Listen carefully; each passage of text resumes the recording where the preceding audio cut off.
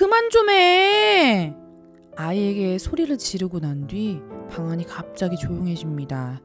아이는 눈물을 뚝뚝 흘리고 있고 부모는 그제야 정신이 돌아옵니다. 내가 또 왜 그랬지? 이렇게까지 말할 일은 아니었는데. 나는 애를 사랑하는데 왜 자꾸 상처 주는 말을 하게 될까? 그 순간 마음이 참 복잡해집니다. 아이를 잘 키우고 싶어서 애쓰고 있는데 어느 날은 그 애쓰는 마음이 분노가 되어 아이에게 쏟아질 때가 있습니다. 그런데 오늘 이 영상 하나만 기억해 주세요.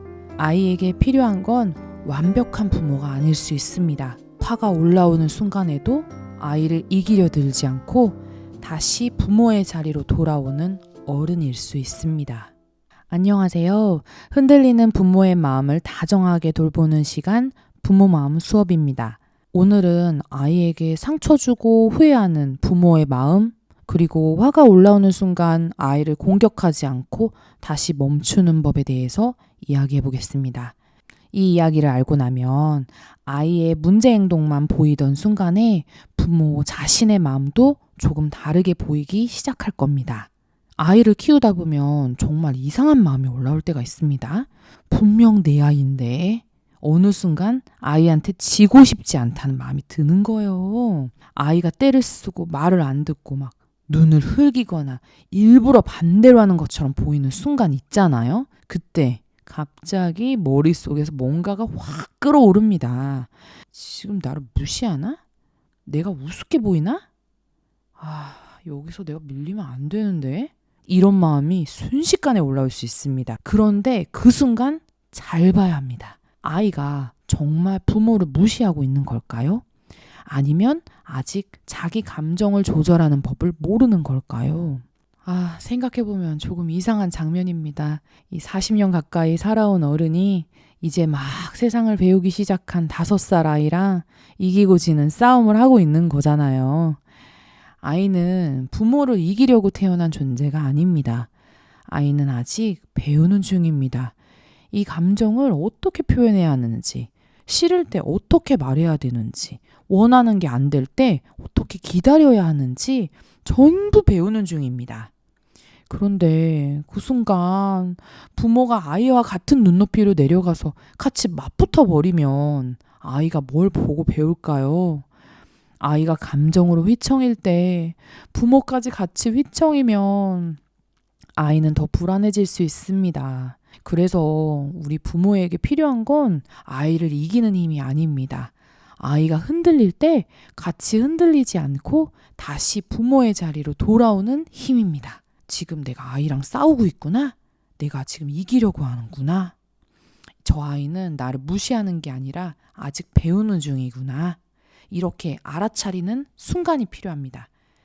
이기려는 마음을 내려놓는 거. 아이를 제압하는 대신 부모의 자리로 돌아오는 거. 저는 그게 진짜 부모의 힘이라고 생각합니다.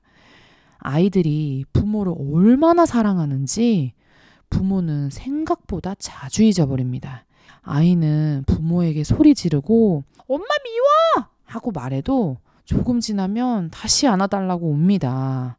방금 전까지 막 울고 화내고 난리를 치던 아이가 어느새 엄마 품으로 파고들잖아요. 그만큼 부모는 아이에게 아주 큰 존재입니다. 아이에게 부모는 그냥 같이 사는 어른이 아니라 세상이 안전한지 아닌지를 느끼게 해주는 사람에 가깝습니다. 그래서 아이는 싸워서 이겨야 할 상대가 아닙니다. 한번 혼을 확 내가지고 막 꺾어야 하는 그런 상대도 아닙니다. 아이는 한 번에 고쳐지는 존재가 아니라 계속 배워가는 사람입니다. 오늘 말해도 내일 또 잊어버리고 이번에 배운 것 같아도 다음에 또 흔들릴 수 있습니다. 그게 아이입니다. 그런데 진짜 부모도 사람인지라 감정이 확 올라오는 그 순간이 있습니다. 오늘 너 진짜 혼나야 돼. 이거 진짜 넘어가면 안 돼. 너 내가 오늘은 진짜 제대로 가르칠 거야. 이런 마음이 들 때가 있다라는 거죠. 근데 그 순간에 오히려 잠깐 멈춰야 합니다. 내가 정말 아이를 가르치고 싶은 건지 아니면 지금 나의 이 분노를 아이에게 쏟아내고 싶은 건지를 봐야 합니다. 화가 머리 끝까지 올라온 상태에서 나오는 말은 아무리 맞는 말이어도 아이에게 가르침으로 들어가기 어렵습니다. 아이는 내용보다 부모의 얼굴, 목소리, 그 분위기를 먼저 느끼거든요. 부모는 이거 알려줘야지 라고 생각했는데 아이는 엄마가 나를 공격한다로 느껴질 수 있습니다. 훈육은 아이를 몰아붙이는 순간에 잘 들어가지를 않습니다. 부모의 감정이 조금 가라앉고 아이도 들을 수 있는 상태가 되었을 때 비로소 시작될 수 있습니다. 그러니까 화가 막 치밀어 오를 때 한 걸음 물러서는 거는 아이를 봐주는 게 아닙니다. 아이를 제대로 가르치기 위해서 부모가 먼저 자리를 잡는 겁니다. 아이를 사랑한다면 그 사랑이 분노에 실려서 나가지 않도록 잠깐 딱 멈추는 그 연습이 필요합니다. 그 멈춤 하나가 아이 마음에 상처로 오래오래 남길 말을 막아줄 수 있습니다. 그렇다고 모든 행동을 다 넘어가라는 뜻은 절대 아닙니다. 부모라고 해서 아이 행동이 다 예뻐 보일 수는 없습니다. 그건 너무 당연한 일인데요. 매일 같이 지내다 보면 눈에 거슬리는 행동도 보이고 고쳐주고 싶은 습관도 보입니다. 저 말투는 좀 고쳤으면 좋겠는데. 이거 왜 자꾸 저렇게 하지? 이건 지금 바로 딱 잡아줘야 되나? 이런 생각이 올라올 때가 있어요. 그런데 한번 생각해 볼 필요가 있습니다. 아이의 모든 행동이 다 훈육의 대상일까요? 아닐 수 있습니다. 부모가 반드시 개입해야 하는 순간은 따로 있습니다. 아이가 사람으로서 지켜야 할 선을 넘으려고 할 때입니다. 다른 사람을 때린다든지, 일부러 다치게 한다든지, 거짓말로 상대를 속인다든지, 폭력으로 문제를 해결하려고 할 때 같은데요. 이건 취향의 문제가 아닙니다. 아이의 성향의 문제도 아닙니다. 사람들과 함께 살아가기 위해서 꼭 배워야 하는 그 기본적인 선입니다. 이 선을 넘으려고 할 때는 부모가 분명하게 말해줘야 합니다. 그건 안 돼. 화가 나도 때리는 건 안 돼. 속상해도 거짓말로 피하는 건 안 돼. 네 마음 알겠어. 하지만 사람을 다치게 하는 건 허용할 수 없어. 짧고 분명하게. 물론 말투는 차분할 수 있습니다.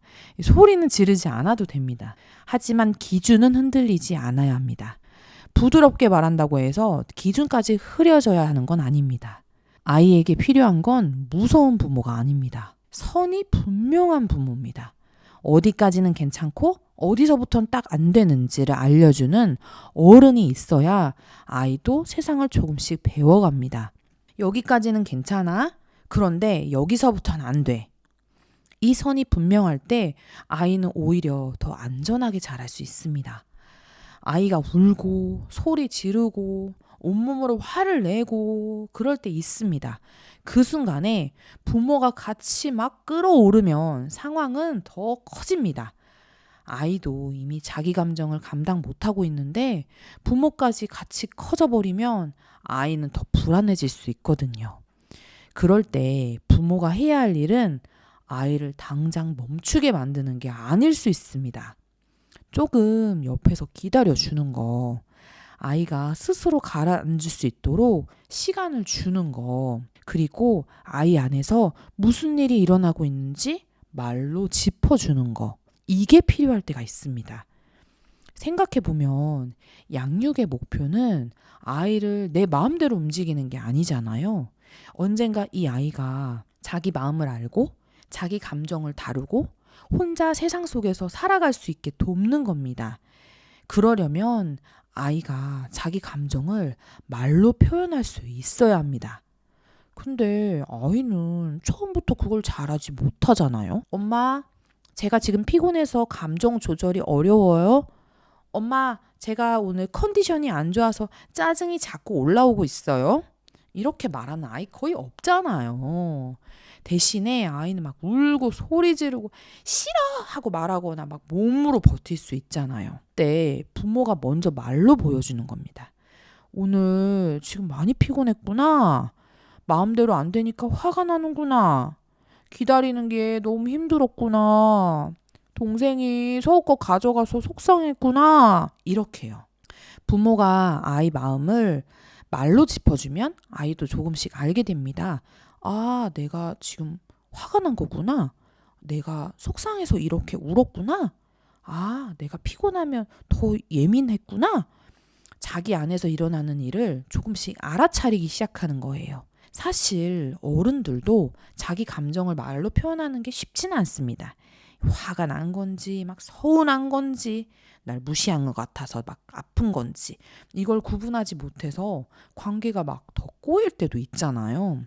아이들은 더 배워야 합니다.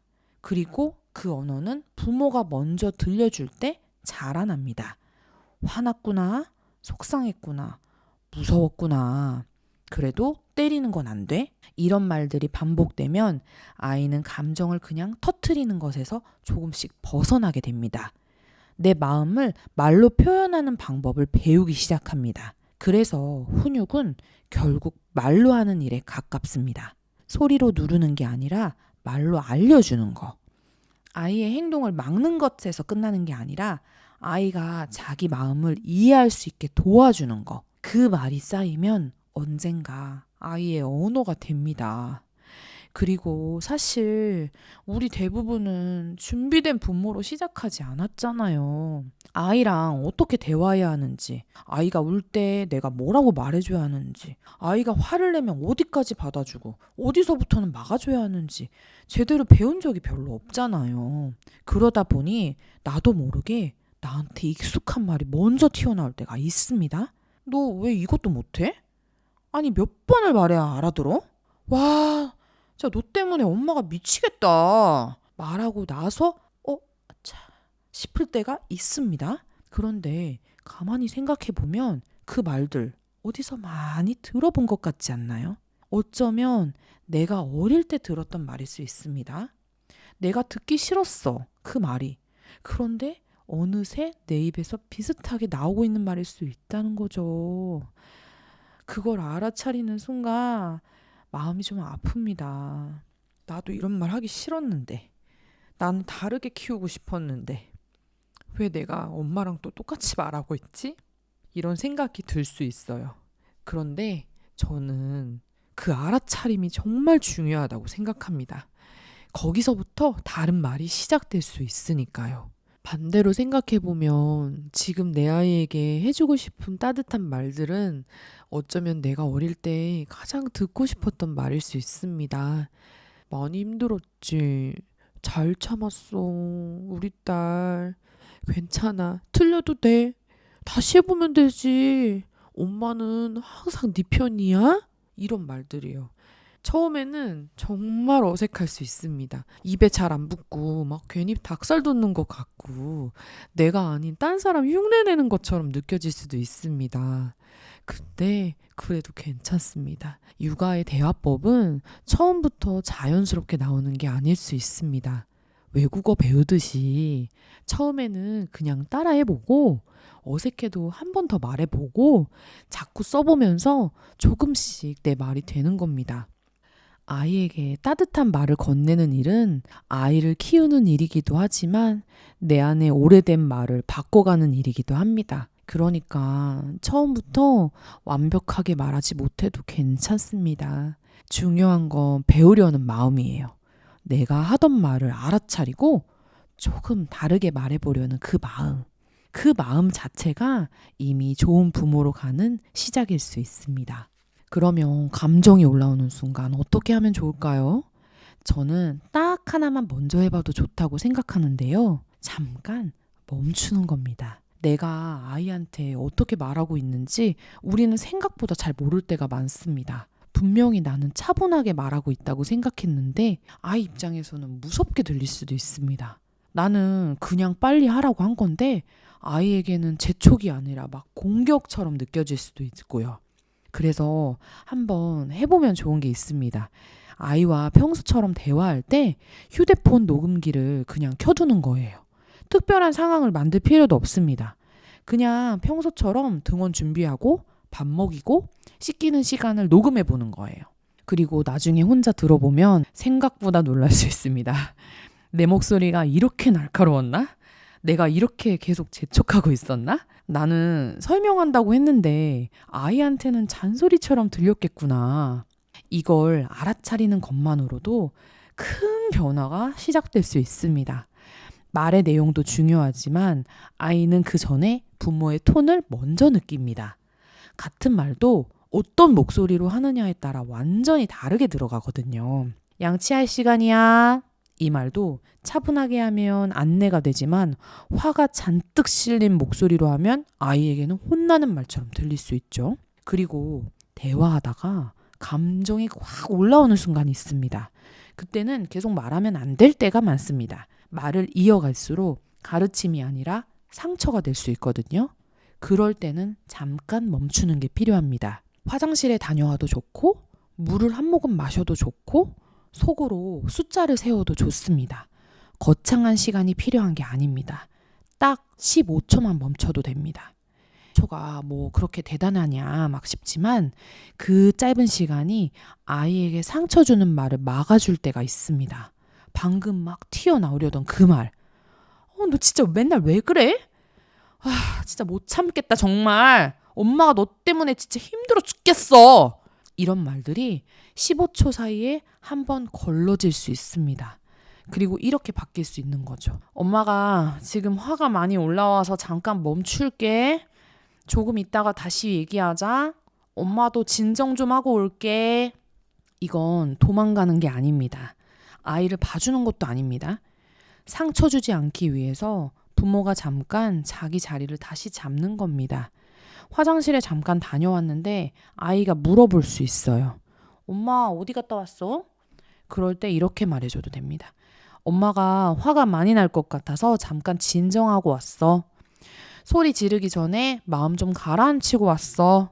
이 말이 아이에게 이상하게 들릴 것 같지만 아이들은 생각보다 잘 받아들입니다. 오히려 그 모습 자체가 아이에게 감정을 다루는 방법을 보여줄 수 있습니다. 화가 나도 바로 소리를 지르지 않을 수 있구나. 감정이 올라오면 잠깐 멈출 수 있구나. 진정하고 다시 이야기할 수 있구나.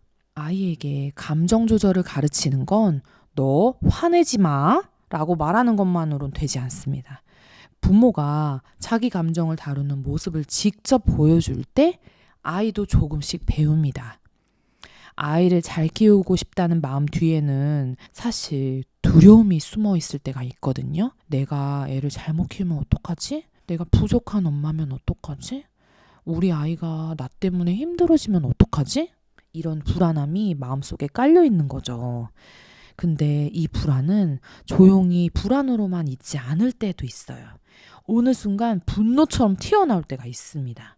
아이가 말을 안 들을 때, 때를 쓰고 막 울 때, 친구 문제로 속상해할 때, 그 순간 부모 마음속에서는 화가 나는 것 같지만 가만히 들여다보면 그 밑에 걱정이 있을 때가 있습니다. 이러다가 애가 버릇 나빠지면 어떡하지?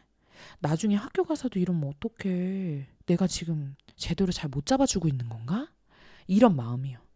그래서 아이에게 자꾸 화가 날 때 한 번만 물어보면 좋겠습니다.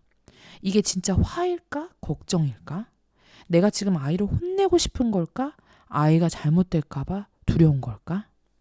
이걸 구분하는 것만으로도 아이에게 나가는 말이 달라질 수 있습니다. 화라고만 생각하면 말이 엄청 세게 나가요. 너 또 왜 이래? 도대체 몇 번을 알려줘야 돼? 이러면 안 된다고 했잖아.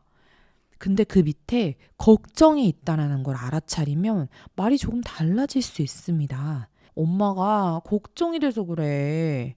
이거 네가 꼭 배웠으면 좋겠어. 엄마가 지금 화나는 것처럼 보였을 수 있지만 사실은 네가 힘들어질까 봐 걱정이 됐어. 이렇게요.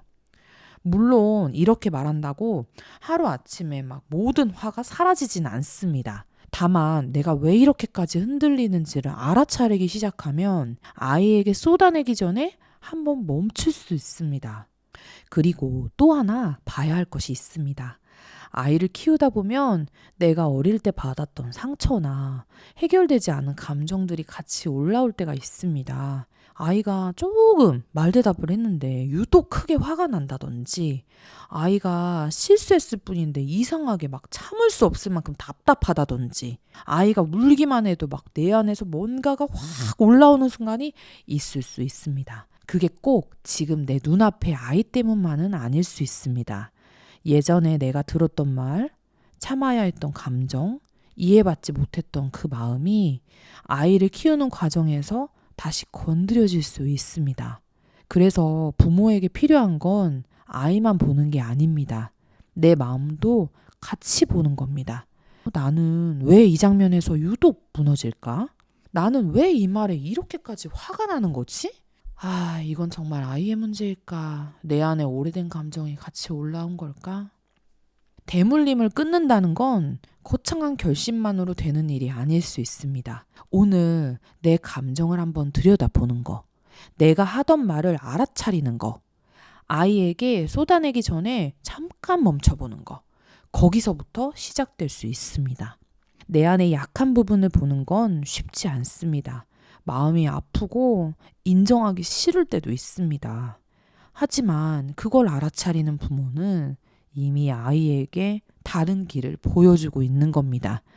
내 상처를 그대로 아이에게 넘겨주지 않으려고 애쓰는 거. 저는 그 마음이야말로 정말 큰 부모의 사랑이라고 생각합니다. 완벽한 부모가 아니어도 괜찮습니다. 오늘도 후회했다면 다시 말 걸면 됩니다. 오늘도 소리쳤다면 다시 안아주면 됩니다. 오늘도 부족했다고 느꼈다면 내일 조금 다르게 해보면 됩니다. 아이에게 필요한 건 한 번도 무너지지 않는 부모가 아닐 수 있습니다. 무너진 뒤에도 다시 돌아오는 부모, 미안하다고 말할 수 있는 부모, 그리고 오늘보다 내일 조금 다르게 해보려는 부모, 그 정도면 충분히 아이 곁에 남아있는 부모입니다. 오늘의 영상이 아이를 이해하는 데 조금이라도 도움이 되셨다면 구독과 좋아요, 알림 설정으로 함께 해주세요. 앞으로도 부모의 마음은 조금 가볍게, 아이의 마음은 더 깊이 이해할 수 있는 이야기로 찾아오겠습니다. 부모 마음 수업은 오늘도 아이와 부모의 마음을 함께 응원합니다. 감사합니다.